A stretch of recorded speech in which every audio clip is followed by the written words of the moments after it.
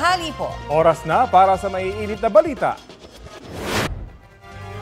Patuloy ang paglapit ng mata ng Tropical Depression Wilma sa Visayas. Hindi pa man nagla-landfall, ramdam na ang maulang panahong hatid ng bagyong Wilma. Malalaking alon ang humampas sa baybayin ng Sibulan, Negros Oriental. Kita ang pagtama ng mga alon sa seawall sa Barangay Poblasyon kagabi. Sa gitna yan ng pag-ulan at malakas na hangin. Kanselado na mula kahapon ang biyahe ng mga sasakyang pandagat sa Tagbilaran, Bohol, Cebu at Siquijor. Sinuspende rin ng Coast Guard Station sa Sorsogon ng ilang biyahe mula roon pa Eastern Visayas, Northern Mindanao at ilan pang probinsya sa Bicol. Sa Catanduanes, hindi rin pinapayagang pumalaot ang mga bangka sa 7 lugar doon dahil sa banta ng malalaking alon.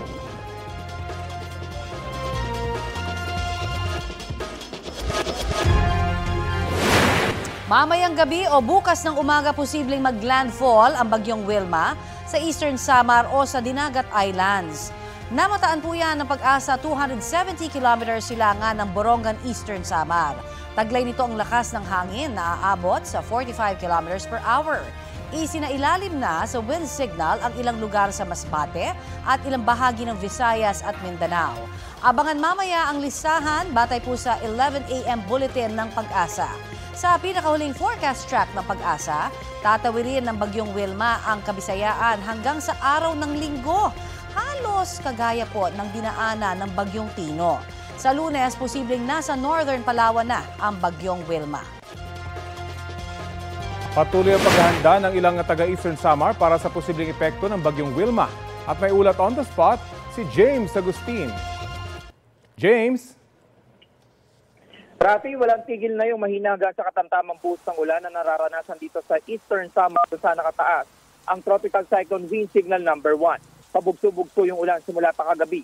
Sa pinanggalingan naming bayan ng Balanghiga, naka-standby ng rescue boat at iba pa search and rescue equipment, gaya ng mga life vests at salbabida. Inihanda na rin ang mga modular tent kung kakailanganin. 5 sa 13 barangay ang binabantayan na flood prone. Ang 3 ay malapit sa dagat, habang 2 ay malapit naman sa ilog. Nagpatupad na rin ng preemptive evacuation sa 2 barangay. Lumikas ang ilang residente sa kanilang mga kaanak at mayroon din sa temporary shelter. Sabi ng Local Disaster Risk Reduction and Management Office, ulan at shear line ang binabantayan nila na posibleng magpabaha sa ilang barangay. Samantala, Rafi, kararating lamang natin dito sa bayan ng Giwan at dito ay pag-abon na lamang yung naranasan sa mga oras na ito. Yan muna yung latest mula dito sa Eastern Samar. Balik sa iyo, Rafi. Maraming salamat at ingat kayo dyan, James Agustin. Mainit na balita, nakakuha ng panibagong freeze order ang Anti-Money Laundering Council.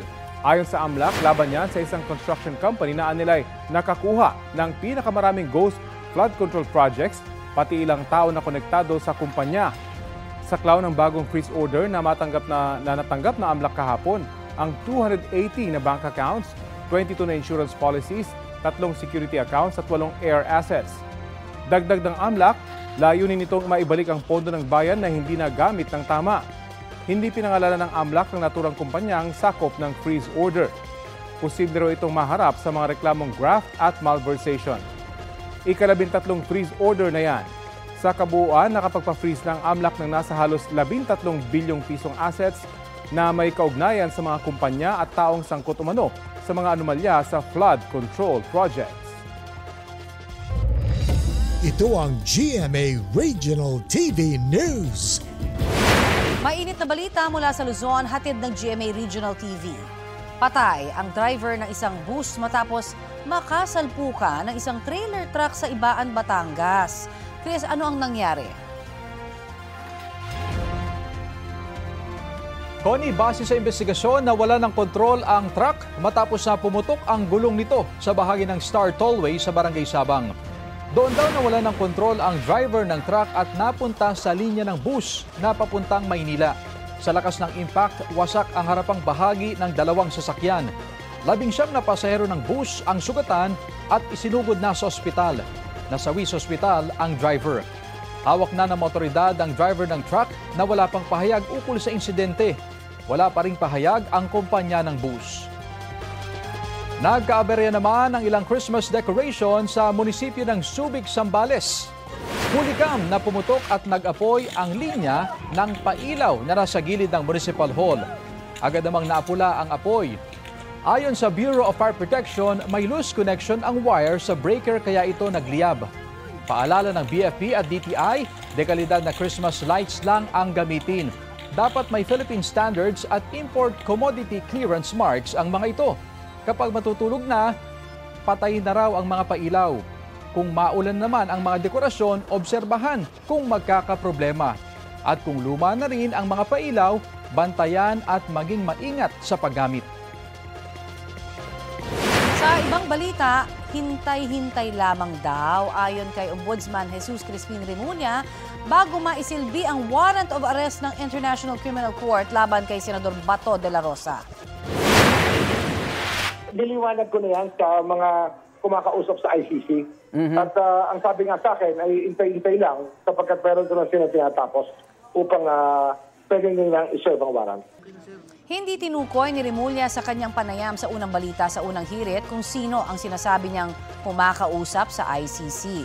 Idadaan daw sa Executive Department sakaling mayroon ng arrest warrant. Muli niyang nilinaw na unofficial ang hawak niya umanong kopya. Nitong Nobyembre nang unang sabihin ni Remulla na may arrest warrant na ang ICC laban kay De La Rosa. Simula noon, hindi na nagpakita sa Senado si De La Rosa. Hindi kinumpirma ng ICC kung may inilabas itong warrant laban kay De La Rosa na hepe ng Philippine National Police noong war on drugs ng Administrasyong Duterte.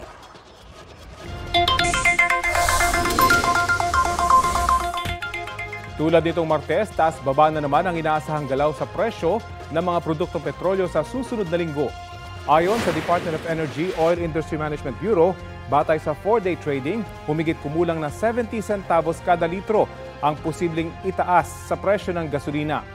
Humigit kumulang 45 centavos naman ang nakikitang bawas sa kada litro ng diesel, habang humigit kumulang 25 centavos naman ang nakikitang tapya sa kerosene.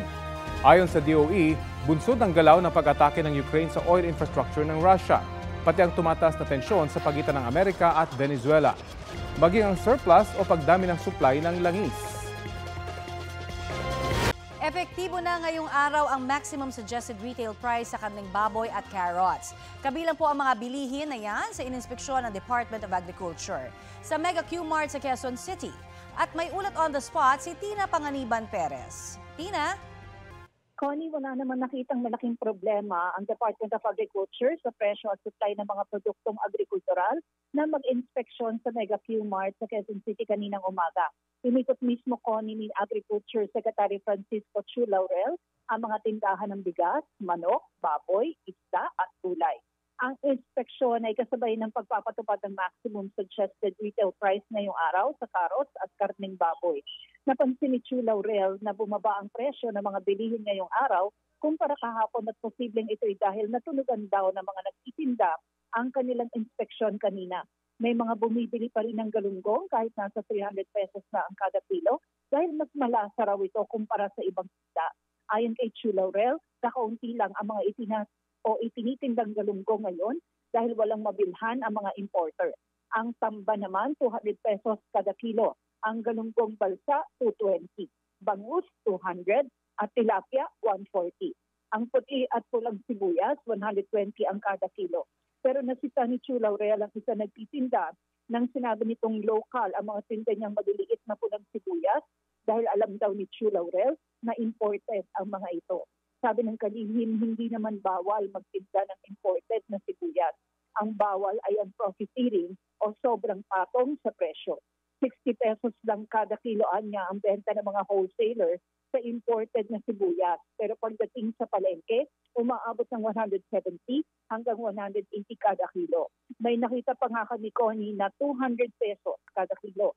Nang tanungin ng GMA Integrated News ang nagtitinda, hindi naman daw niya alam kung local o imported ang mga tinda niya.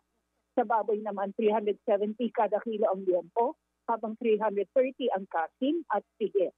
Magandang alternatibo ng mga nagtitipid, ngayon kay Chu Laurel, ang manok na 190 hanggang 200 ang whole. Bagsak daw kasi ang farm gate price ng manok ngayon na nasa 99 hanggang 110 kada kilo. Kung mahilig ka naman sa maanghang, Connie, nakakabutas ng bulsa. Ang presyo ng siling labuyo na nasa 600 ang kada kilo ngayon. Maglulunsad daw ang Department of Agriculture ng programa para maparami ang ani nito at mapababa ang presyo. Sa kauna-unahang pagkakataon, sumama sa inspeksyon ng Food and Drug Administration at marami na itong nakitang problema, gaya ng repacking at recycling ng mantika at noodles na hindi sumusunod sa safety standards. Babala ni FDA Deputy Director General Attorney Franklin Anthony Tabakin, kapag nagamit ang mga ito sa pagluluto, pwedeng mapanis agad ang pagkain o magkasakit ang nakakain. Ang mahuhuling nagre-repack o nagre-recycle na hindi ayon sa safety standards ay pwedeng pagmultahin ng mula 50,000 hanggang ilang milyong piso, makulong ng 6 na taon at maharap sa mga kasong kriminal. Para masigurong tama ang presyo at kalidad ng mga binibili ng mga consumer, tiniyak ni Chu Laurel na regular silang magsasagawa ng surprise inspection. Connie? Maraming salamat, Tina Panganiban Perez. May tigil pasada ang transport group ng Manibela. 3 araw yan magtatagal simula sa Martes, December 9. Gagawin yan sa Metro Manila at ilan pang lugar sa bansa. Ayon sa Manibela, protesta nila ito para sa anilay harassment, sobra-sobrang penalties at mabagal na pagproseso ng gobyerno sa mga dokumento. Wala pang komento riyan ang Land Transportation Office at iba pang ahensya ng gobyerno.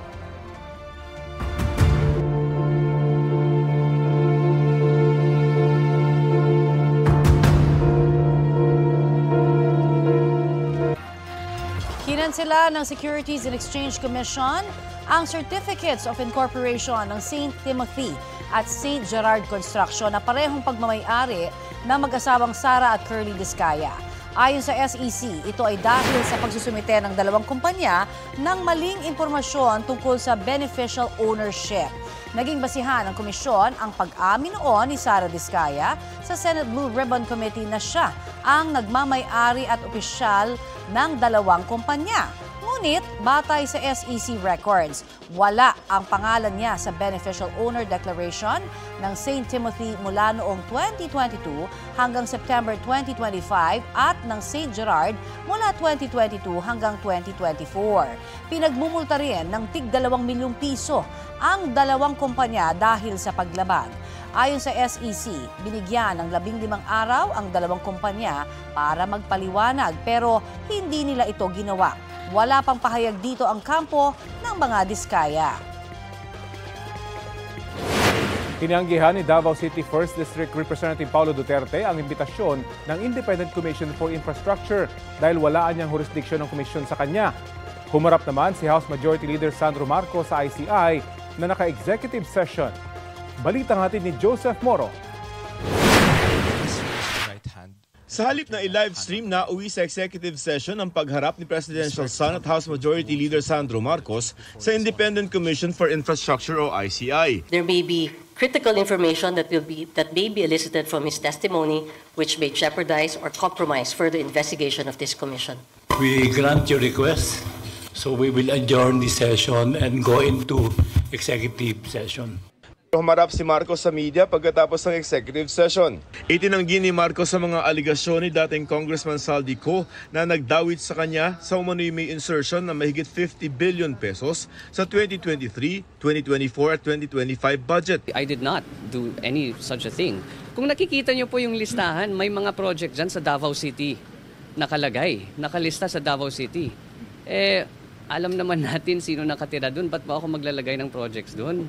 Dagdag ni Congressman Marcos na sa ICI na kung gusto nitong imbestigahan ang kanyang amang si Pangulong Bongbong Marcos. Nauna ng pinaratangan ni Ko ang Pangulo na nasa likod umano ng 100 bilyong pisong insertion sa budget. I don't want to speak on behalf of the ICI. Ayon naman kay outgoing ICI Commissioner Rogelio Singson, hindi sapat na basihan ang mga video ni Ko para ipatawag si Pangulong Marcos. Inulit ni Singson ang imbitasyon ng ICI kay Ko na tumistigo kahit pa online. Ang dami niyang sinabi Pero anong basis nun? Ganun-ganun na lang ba? Again, that's what happened in the Senate. Nagbanggit ng mga pangalan, isang katerba. When we started interviewing those that were mentioned, talagang walang koneksyon. for either it was highly politically motivated or some other reason, we don't know. Inimbitahan ng ICI si Davao City 1st District Representative Paulo Duterte pero tinanggihan nito ang imbitasyon ng komisyon.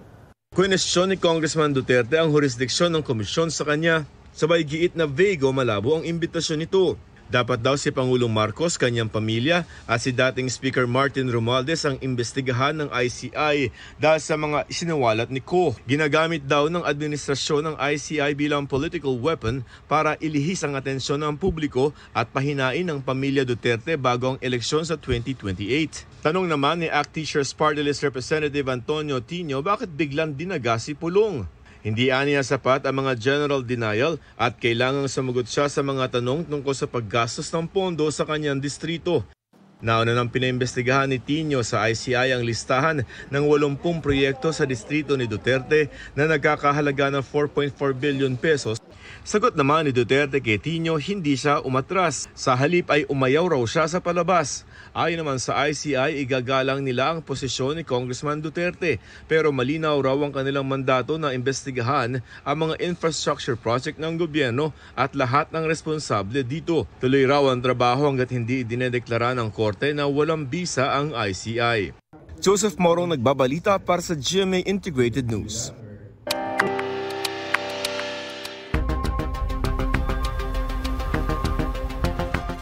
Tumestigo ang isang pulis sa kasong kidnapping at serious illegal detention laban kay Julie Dondon Patidongan sa pagdinig nito sa Manila Regional Trial Court. Ito ang kaso ni Patidongan at 5 iba pa kaugnay sa pagkawala ng 6 na sabongero sa Manila Arena noong 2022. Nang makausap ko ang abogado ni Patidongan, sinabi niyang naging maayos ang takbo ng pagdinig kahapon. Sa Enero na raw ang susunod na pagdinig. Kahit anuman daw ang mangyari sa kasong ito ng kanyang kliyente, hindi raw ito makaapekto sa kaso laban sa anyay mga mastermind ng pagkawala ng mga sabongero. Mainit na balita, bumagal ang inflation o ang bilis ng pagmahal ng mga produkto at serbisyo sa bansa. Ayon po yan sa Philippine Statistics Authority, 1.5% ang naitalang inflation rate nitong Nobyembre. Mas mabagal kaysa sa 1.7% inflation noong Setyembre at Oktubre. Sabi ng PSA, nakaambag sa mas mabagal na inflation ang mas mabagal na pagtaas ng presyo ng gulay, partikular na ang kamatis pati ang karneng baboy. Nakaambag din ang mas mabagal na pagtaas ng presyo ng household goods at kitchen appliances. Ang inflation rate nitong Nobyembre ay pasok sa 1.1% hanggang 1.9% projection ng Bangko Sentral ng Pilipinas. Ito ang GMA Regional TV News. Mainit na balita sa Visayas at Mindanao, hatid ng GMA Regional TV. Nabangga ng isang motorsiklo ang isa pang motor sa Barotac Viejo, Iloilo. Cecil, kumusta yung mga sakay ng mga motorsiklo? Rafi, dead on arrival sa ospital ang parehong rider. Kagawad ng Barangay Bayang ang isa sa mga rider. Senior citizen naman na taga Barangay Santiago ang isa pa. Batay sa investigasyon, biglang tumawid ang motor ng senior citizen kaya nahagip yon ng motorsiklo ng kagawad. Malubhang sugat sa ulo ang ikinamatay nila. Napag-alamang walang suot na helmet ang parehong rider nang mangyari ang aksidente. Wala pang pahayag ang mga kaanak nila. Nasunog ang bodega ng isang bahay sa Binalbagan, Negros Occidental.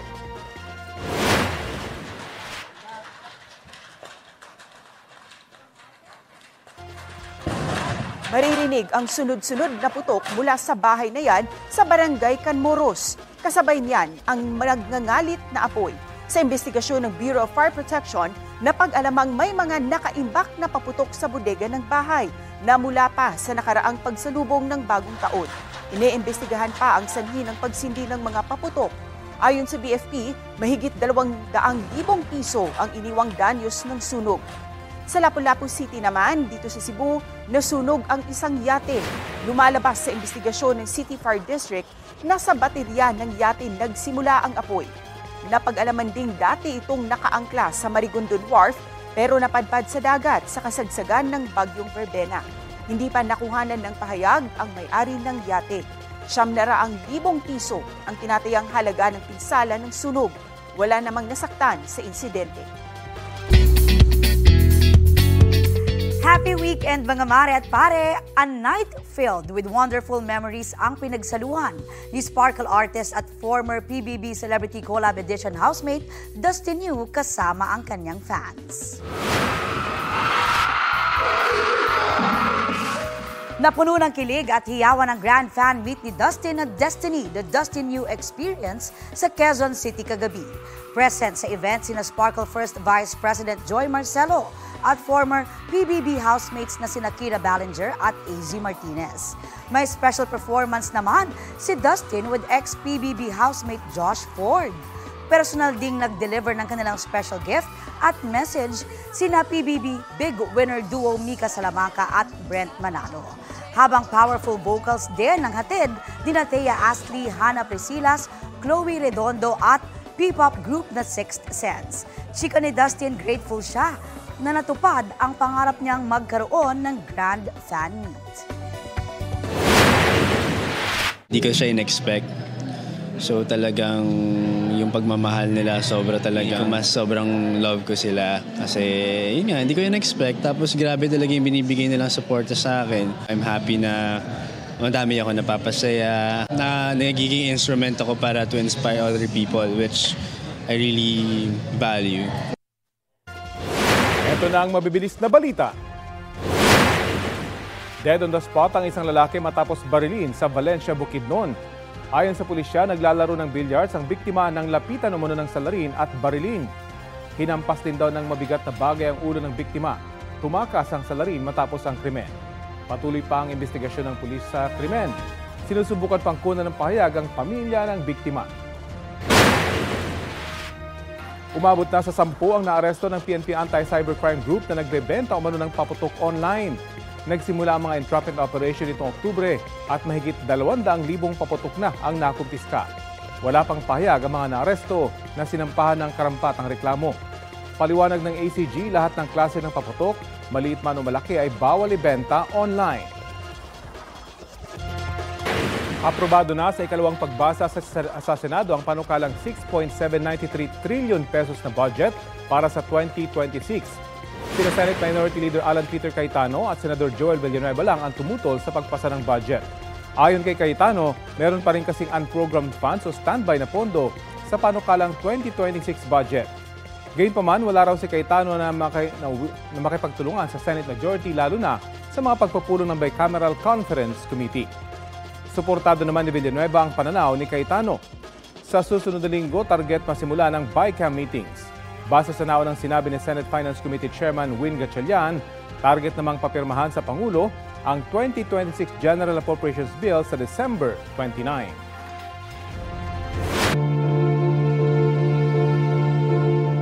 Tingin ni Ombudsman Jesus Crispin Remulla, 1 o 2 buwan na lamang ang itatagal ng investigasyon ng Independent Commission for Infrastructure. Tingin ko mga 1-2 buwan na lang yan at maaari na i-turn over sa aming lahat ng kanilang mga tinabaho at makakatulong yan sa aming gawain. Sagot yan ni Remulla nang matanong sa unang balita sa unang hirit kung hanggang kailan na lamang ang itatagal ng komisyon. Kasunod ng resignation ni ICI Commissioner Rogelio Singson na pangalawang opisyal nang nag-resign sa komisyon matapos si Mayor Benjamin Magalong. Nakahanda raw ang ombudsman na saluhin ang trabaho ng ICI sakaling mabuwag ito. Tiniyak din ni Remulla na may mga sangkot sa questionabling flood control projects ang magpapasko sa kulungan gaya ng pangako ng Pangulo. Iginiit ni Remulla na sinusunod ang due process sa investigasyon. Meron talaga magpapasko sa kulungan kasi nga yun talaga ang nakikita namin sa aming mga investigasyon na ginagawa sa Office of the Ombudsman tsaka sa DOJ. Ang DOJ po ay marami rin po silang kasong tinatapos at mapafile na rin po yung mga kaso nila. Kaugnay sa pinakabagong anunsyo ng Pangulo at iba pang malalaking issue, kausapin natin si Palace Press Officer Yuse Claire Castro. Magandang umaga at welcome po sa Balitang Hali. Yes, good afternoon, Rafi. Good afternoon sa lahat na nakikinig sa atin sa inyong programa at nanonood. Opo, iniinunsyo po ng Pangulo ngayong umaga yung pagpapasampa ng kaso kay Sara Diskaya at ilan pang personalidad kaugnay sa questionabling flood control project sa Jose Abad Santos, Davao Oriental. Paano po umantong sa ganitong rekomendasyon ng Pangulo? Meron naman kasi syempre ang mga nag-iimbestiga naman to like the DPWH nagbibigay naman ng update sa Pangulo. At kapag nakikita naman din ng Pangulo at naibigay sa Pangulo ang mga tamang report, yun naman po ay isang ayunan para maisampa agad yung kaso or mai-recommenda na maisampa yung kaso. Bakit po kaya ang Pangulo mismo ang nag-anunsyo nito? Kailangan po kasi ang Pangulo tutok talaga po kasi ito po yung ang gusto po kasi talaga ng Pangulo sa ngayon ay mapanagot ang lahat ng sangkot. Kaya po tutok ang Pangulo sa mga nai-report na tulad nito. Medyo napuputol lang po yung ating komunikasyon.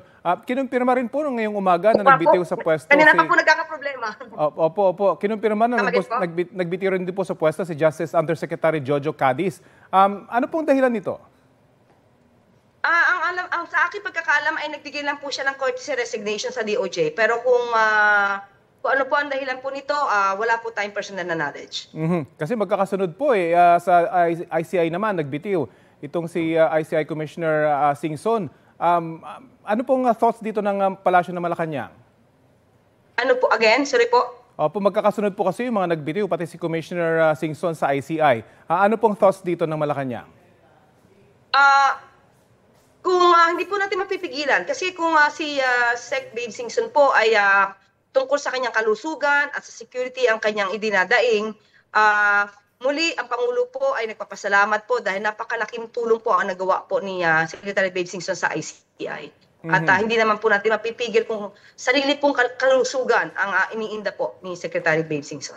Meron na ho bang napipisil na kapalit si Singson? Wala pa po na pag-uusapan sa ngayon. Sa panayam po ng unang balita kay Ombudsman Remulla, tingin raw niya ay 1 o 2 buwan na lang ang ICI. Ganito po ba yung direksyon ng komite? Hindi pa po rin namin napag-uusapan sa ngayon ang patungkol po dyan at ngayon po kasi nakikita po natin kung gano'n din po talaga kasigasig ang ombudsman na sa pamamagitan ng mga dokumento na naibigay po ng ICI, ng DPWH, ng ibang ahensya, nakikita po natin na talagang tutok din po ang ombudsman sa mga kaso po ng mga anomalyang flood control projects sa infrastructure. So with that, siguro pag-aaralan po ito ng Pangulo. Opo, hingin din po namin yung inyong reaksyon. Sabi kasi ni Congressman Duterte, ginagamit daw ng administrasyon ng ICI bilang political weapon para ilihis daw yung atensyon ng publiko at pahinain yung pamilya Duterte bago ang eleksyon sa 2028. Ano pong masasabi niyo roon? Ang ibig po sabihin nun, ang mata nila ay nakatuon na sa 2028 elections, samantalang ang Pangulo ay inaayos ang mga usapin tungkol sa mga anomalyang flood control projects. Hindi po yata dyan ang direksyon ng ating Pangulo. Unang-unang ICI po ay isang independent commission.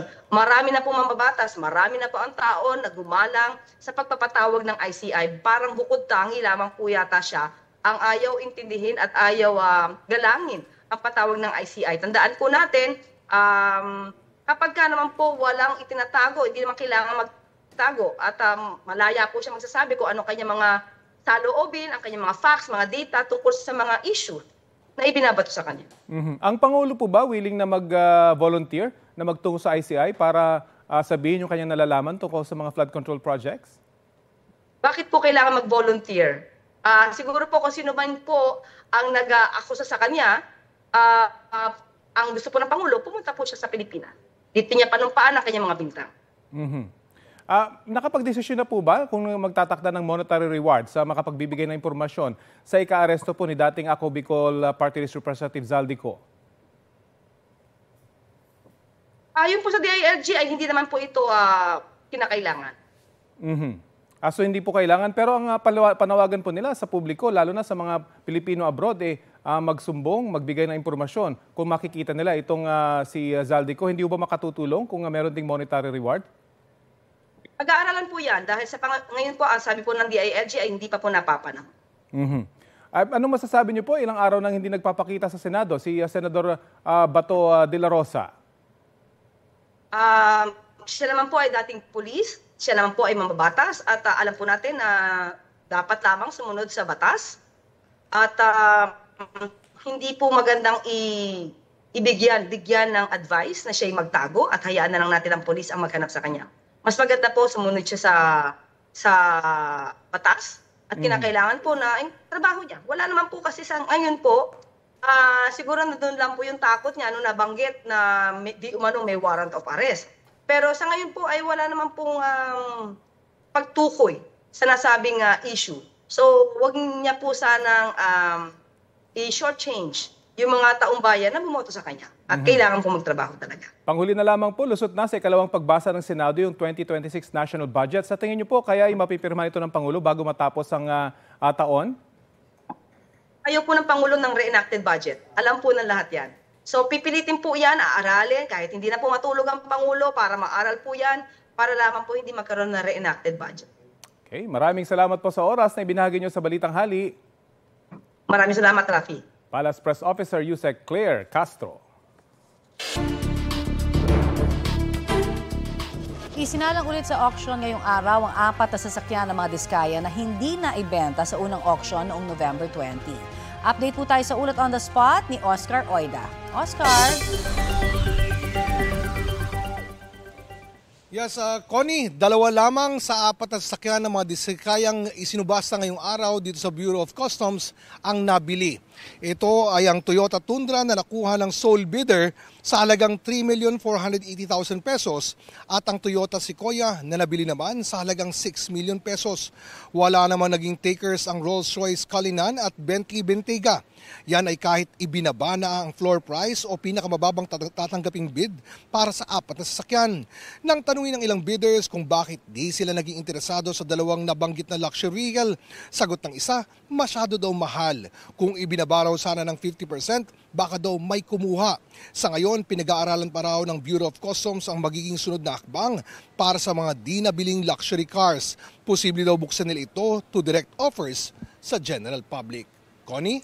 Yes, Oscar. So, meron bang third auction pa kung sakasakali or aantayin na mapag-aralan itong 50% discount na sinasabi at hinihingi ng mga nag-o-auction? Yes, sa panayam na ibinigay ng Bureau of Customs kanina sa mga miyembro ng media ay sinabi nilang pinag-aaralan pa nila ang mga options, no, mga given options. Yan nga yung direct offer at kung ipapabid ba, pinag-aaralan niya maigit. Pero ang hindi nila daw kinukonsidera sa mga sandaling ito ay ipasira yung mga sasakyan na ito. Dapat daw ay magamit ito ng taong bayan. Connie? Okay. At ano pang ating nakikita ngayon? Kasi ito sa mga diskaya pa lamang ito, meron ba silang itinatrabaho pa na sinasabing nakasuhan na rin ng ombudsman patungkol dun sa kanilang mga ari-arian naman? Baka meron pang mga susunod na personalidad na may mga pagmay-ari din ng mga luxury vehicles na kukunin pa rin nitong Bureau of Customs. Ang pagtitiyak ng Bureau of Customs ay tuloy-tuloy ang kanilang pagtatrabaho at itong mga public auction ay posible daw maging masundan pa ng mas madalas. No? Pero kung meron mang nabanggit particularly sa iba pang mga issue ay hindi na to pinalawig pa ng tagapagsalita ng Bureau of Customs at nalimitahan na lamang doon sa nangyaring public bidding ngayong araw. Connie? Maraming salamat, Oscar Oida.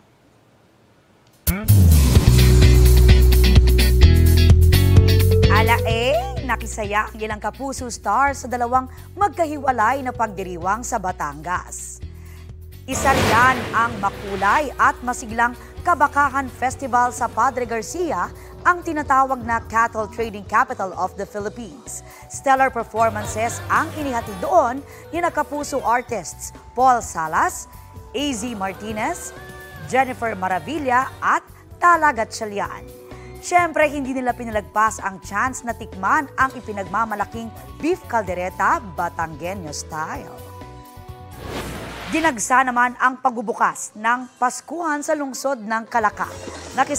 Nakisaya riyan ang ilang bida ng upcoming Kapuso series na House of Lies na sina Beauty Gonzalez, Mike Tan at Chris Bernal.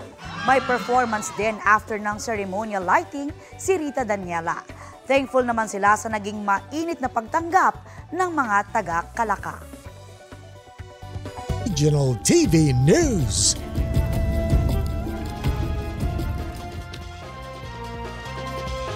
May paguho ng lupa sa barangay poblasyon sa Hungduan, Ifugao.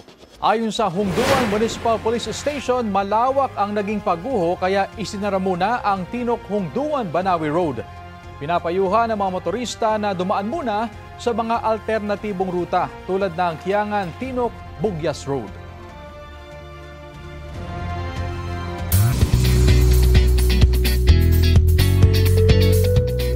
Kaway-kaway naman sa mga pinalaki ng sex bomb. Oh, sumakit ang ulo ko, sumakit ang bewang ko.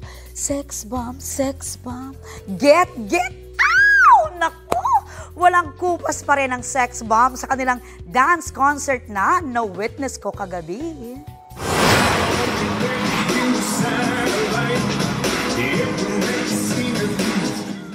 Hiyawan ng crowd sa pasabog na opening production number ng Sex Bomb.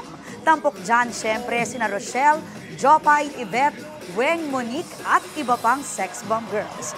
Nostalgia din ang feels ng muling kantahin ng grupo ang ilang hit iconic songs nila. Highlight din ng concert ang showdown ng Sex Bomb at Sex Balls na parody group noon sa Bubble Gang. Guest din sa concert ang UE Pep Squad. Spotted naman ang ilang kapuso stars na nanood ng concert gaya nina Andrea Torres at Gabby Eigenman. High energy rin ang crowd na nag-enjoy at nakisayaw rin sa hits ng Sex Bomb sa concert. Kasama na ako.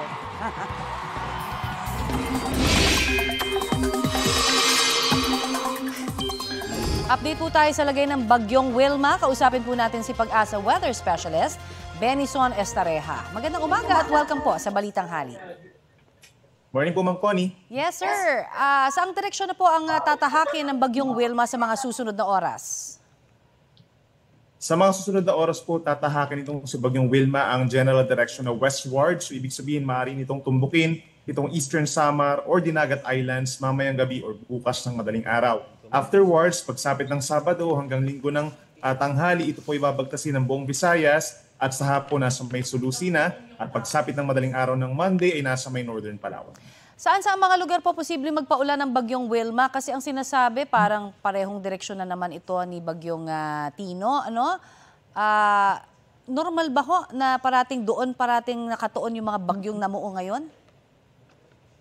Tama po yung observation nila, Ma'am Connie, no? Kapag panahon kasi ng November and December, mas mababa yung mga tinatahak po na track ng ating mga bagyo dahil nga po malakas yung high pressure dito sa may Asia at ito nga po yung pagtulak din ng hanging amihan. So generally nagla-landfall po ang mga ito. No? At yung ating assessment naman, yung mga magkakaroon ng mga pag-ulan in the next 24 hours, itong Bicol Region and Eastern Visayas, pinakamalalakas po ang mga pag-ulan dyan, posibleng 100 to 200 millimeters or posible yung mga malawakang mga pagbaha at pagguho ng lupa. And then other areas pa kagaya ng Central Visayas, Negros Island Region, Western Visayas, simula po bukas hanggang sa Sunday, malalakas din ang mga pag-ulan. Maging dito rin po sa malaking bahagi ng Kabikulan pa rin. I see. At gaano ho karaming ulan yung posibleng ibuhos nitong bagyong Wilma sa mga maapektuhang lugar? Nakikita natin kasi itong si bagyong Wilma, mas marami siyang dadaling ulan as compared sa hangin. Yung 100 to 200 millimeters po na dami ng ulan, equivalent po yan sa hanggang 200 liters per square meter sa loob po ng isang araw. So magkukos po talaga ito ng mga malawakang pagbaha. Hindi lang doon sa mga typical po ng mga binabahang low-lying areas, yung pag-apaw din ng ating mga kailugan doon, mataas ang chance at mataas din po ang chance ng mga pagguho ng lupa. And given nga na nagkaroon ng mga pag-ulan dahil sa mga nagdaang bagyo, medyo saturated pa rin yung lupa at mataas nga yung prone pa rin po sa mga pagbaha. At dito po sa Metro Manila, ano ho ang magiging lagay ng panahon ngayong weekend? For Metro Manila, we're not seeing naman po na directly maapektuhan ito tayo nitong si bagyong Wilma, maging yung mga kalapit na lugar sa Central Luzon and Calabarzon, yung shear line o yung banggaan po ng malamig na amihan at mainit na hangin galing sa silangan, ito po yung magkakos ng mga pag-ulan sa Metro Manila at mga nearby areas pagsapit po ng Sunday and Monday, generally mga light to moderate rains. At ito na ho ba ang huling bagyo natin sa taong ito? Sana ho, yes. Sana po talaga, Ma'am Connie. We're expecting kasi pagsapit po ng December 1 or 2. So hindi pa rin natin nirule out na magkakaroon tayo ng pangalawang bagyo for December, but at least mga 5 to 6 days after nitong si bagyong Wilma, wala naman tayo nakikitang panibago. Maraming salamat po sa inyong update sa amin. Yan po naman si Pag-asa Weather Specialist Benison Estareja. Huli cam sa Virginia, USA. Sa dilim, makikitang gumagalaw ang nanloob sa tindahan ng alak. Isang raccoon. Palakad-lakad ito sa mga nabasag na bote at nagkalat na alak. Ang tila lasing ng raccoon sinubukan pang umakyat sa estante pero nahulog. Kinabukasan, dinatnan ng isang empleyado ang naiwang kalat at sa banyo ng tindahan, natagpuan ng raccoon na nakatapa dahil sa kalasingan. Dinala siya sa isang animal shelter para palipasan ng hangover. Pagkatapos, matagumpay na naibalik sa wild ang raccoon. Ito ang GMA Regional TV News.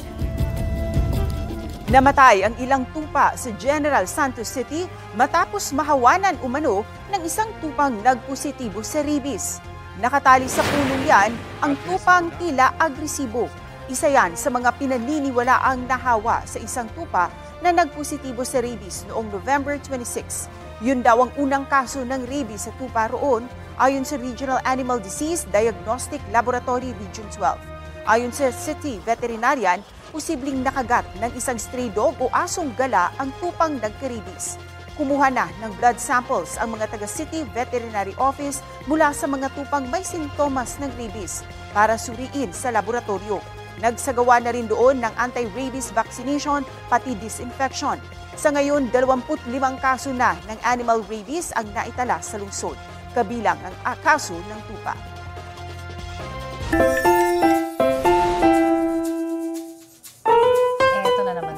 No? Dahil may kinaaliwan ang eksena po ng isang fur baby sa Bataan habang naghihintay sa kanyang pagkain. Ang kanya kasing pagkataka, mukhang hindi na matansya.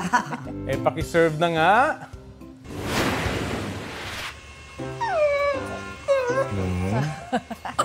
Ang 5-year-old Shih Tzu na yan, halatang-halata ang pagiging mainipin. May paiyak-iyak pa siya, oh. Kwento po ng pet owner na si Ram, pinapalamig niya noon ang mainit pang pagkain ng Shih Tzu, kaya tila naiinip ang alaga. Good boy pa rin naman ang alaga na kahit may pag-amba sa pinapalamig na pagkain, naghintay pa rin siya sa signal bago kumain. Sa huli, nakain niya rin naman ang lutong pagkain. Ang video na yan, may mahigit 600,000 views na online. Trending! Ikaw ba naman nakikita mo na, naaamoy mo na, di ba? Talagang matatakam ka. Pero ang galing din ng disiplina ng ibang aso. No? Yes. Hanggat hindi mo inuutusan talaga, hihintayin niya. Mas may disiplina pa nga sila kaysa sa tao. Yun na nga. Galing.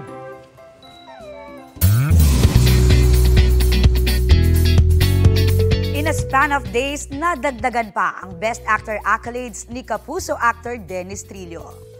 Si Dennis ang itinanghal na Asia's Best Actor sa Asian Academy Creative Awards 2025 sa Singapore.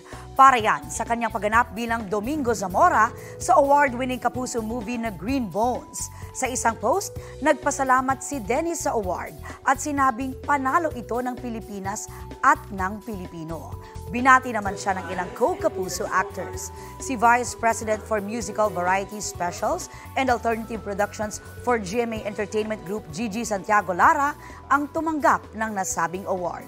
Si Santiago Lara ang AACA Ambassador ng Pilipinas. Ito lang ding linggo ay kinilala si Dennis na Best Actor sa 41st PMPC Star Awards for Movies para sa nasabing pelikula. Ito po ang Balitang Hali at bahagi po kami ng mas malaking misyon. 20 araw na lang, Pasko na. Ako po si Connie Season. Rafi Timo po. Kasama niyo rin po ako, Aubrey Carampel. Para sa mas malawak na paglilingkod sa bayan. Mula sa GMA Integrated News, ang News Authority ng Filipino.